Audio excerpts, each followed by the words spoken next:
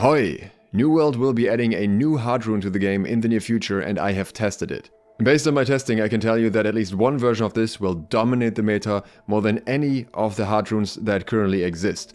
And I know that sounds crazy considering some of them are already insanely strong, but trust me, this one blows them all out of the water by a very large margin. But let's not get ahead of ourselves and start with the base functionality of this new Heartrune. The Heartrune is the Heartrune of Bile Bomb, and the base effect of the normal version is spit out a glob of corrosive bile that creates a 3.5 meter radius disease cloud on impact that lingers for 3 seconds. Enemies that enter the cloud are afflicted with a debuff that deals 20% Heartrune damage per second and reduces healing by 30% for 8 seconds. The cloud sticks to enemies on direct hits. In some ways, this ability may remind you of Infected Throw on the Hatchet, which also creates a poison cloud that reduces healing. It lasts a little bit longer, it has that damage over time effect, but in some ways it is similar. While you can technically spit right at your feet to cover an area, you can also aim this ability. It is an actual projectile, so as you can see, you can launch it quite far, though I'm not quite sure what would happen if you launch it too far, if it just disappears while in the air. Anti-heal is an extremely strong mechanic in New World where healing is very potent and self-heal is also very common. Through this Heartrune, everyone can have access to anti-heal without having to specialize into specific weapons that have anti-heal effects, which is very strong especially in wars, because you can basically just spit in the general direction of any sacred ground you see. The base version of this Heartrune is dropped by Simon Gray in the mutated version of the Starstone Emrine crossover dungeon. I made a video showing that dungeon off yesterday. In order to upgrade the Heartrune, you don't really need anything special. You need 5 runestone, 5 gypsum orb, 5000 umbral shards, 5 corrupted lodestone, and 3 sulfur. The first upgrade effect that is also on all legendary versions is Crippling Bile. The glob now inflicts slow on successful hits, reducing the target's movement speed by 20% for 3 seconds. This is far from the heaviest slow in the game, but still a very nasty addition to an already nasty effect being the anti-heal. So you slowed by 20% and you also have 30% reduced healing while having ticking damage on you. By the way, this ticking damage is nature damage, so it's not something you would normally gear against. And that brings us to the legendary upgrade options. The first one that we're going to look at here is the Stalwart Heartrune of Bile Bomb. To craft this one, you will need 10 wooden coin, 10 gypsum orbs, 50 fish oil, 5 Rid of Adventure, and 10 sulfur. So probably gonna see a bit of an increase to the price of fish oil. But it shouldn't be as dramatic as with previous crafting ingredients for these Heartrunes, because 50 fish oil is comparatively little. In return for those 50 fish oil, in case of the Stalwart Heartrune, we get the Mending Bile effect. This causes you and everyone else hitting the target that is poisoned to be healed for 20% of the damage dealt. However, in return the healing reduction is reduced to 15% and the damage over time is removed. This one feels a little bit weird to me. You're losing half of the anti-heal effect and now the Heartrune deals no damage, only to have this lifesteal effect of 20%.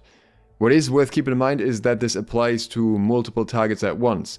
So if you spit this in the middle of a large group and somebody drops an AoE in there, they could get healed for a very large amount because they are hitting all of these targets. So for example, a Maelstrom user could enjoy this effect.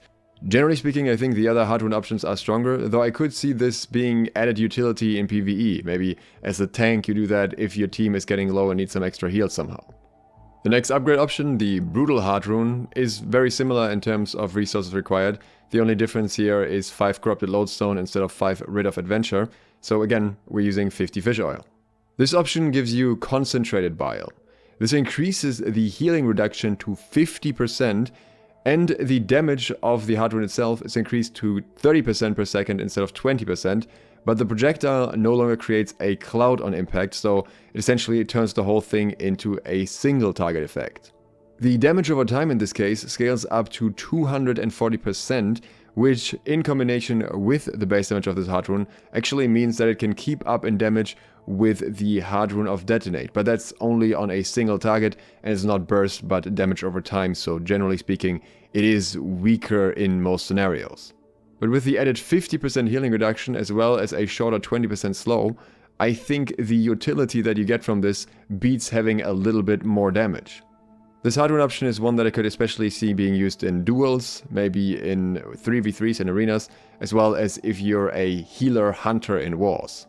And if the prospect of this version already terrifies you, then strap in for the Cunning Heartrune of Bile Bomb. Generally, we need the same ingredients for this upgrade again, only that this time we need 50 vials of suspended Azoth. In return, we unlock Absolute Devastation. I'm not joking here, this effect is absolutely wild. It is called Exhausting Bile, and it inflicts exhaust on successful hits, reducing the target's stamina regeneration by 30%.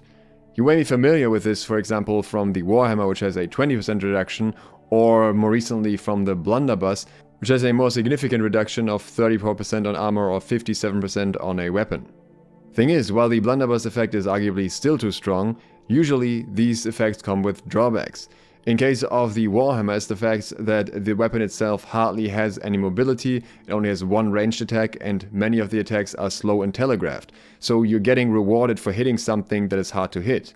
In case of the Blunderbuss, at least Netshot is just single target. In case of this Heartrune, neither of those things apply. The animation of the ability is fast, the projectile comes out decently fast at least, and it creates an AoE, so it is not single target. It gets even more devastating when you know how exactly it works. What I want to point out here first is just how strong exhaust effects are in New World.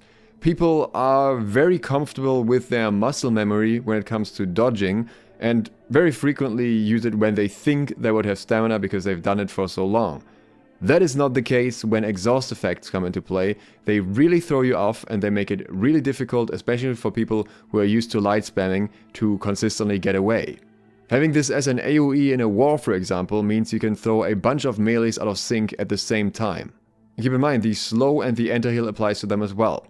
But what's even more important about this is the sticking cloud mechanic. What happens is that the cloud doesn't just drop down on the ground in one place as long as you hit a target. And that would already be strong because you can just deny a sacred ground. Instead, the cloud sticks to a target that you directly hit, and that target carries the cloud around with them. The cloud stays active for 3 seconds, and any other enemy that comes in contact with the player with the cloud in that time frame will get all the effects applied to them as well.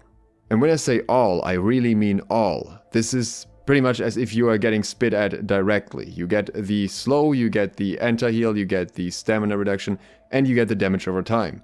Which is also why I think this version is going to be better in every scenario. Even in like 3v3s, this is going to work out better because you can apply it to multiple players there. And even if you just hit a single target, they still get that stamina reduction, which is extremely important by itself. The only thing that is different is that targets that are not hit directly will not spread the poison further and will not have a cloud around themselves as well to avoid a World of Warcraft corrupted blood style incident. But what makes this even stronger is that you get hit with the full duration of all debuffs the moment you step into the clouds. So if somebody already had the clouds on them for 2.5 seconds and you step in, you still get a full 8-second debuff if you touch them at that point. So for the effects to fully wear off of all enemies, it can take up to 11 seconds. I personally love that we're seeing more anti-heal and exhaust effects being introduced into the game that actively force people to just take the fight instead of running away or healing or anything like that. Just go in, use your attacks, use your blocks. But at the same time, I also acknowledge that there's a very good chance that this particular Heartrune could overshadow the meta. It is worth noting that this is the first public test realm iteration, so there's a good chance that multiple versions of this may get nerfed or buffed in different ways before we actually see them on the live client. So I wouldn't be too worried about the exact numbers at this point yet. And speaking of PTR changes that we shouldn't be too worried about yet, but definitely need to talk about, we need to talk about the supposed musket nerf, which we will do tomorrow. So if you'd like to see that, please consider subscribing and clicking the bell. And in case you haven't seen it yet, I'll link my Starstone run from yesterday here, you can check that out as well. Also, big thanks to Scrylight and Lord Miguel for helping me test these new effects. Thanks for watching, DeXloth, out.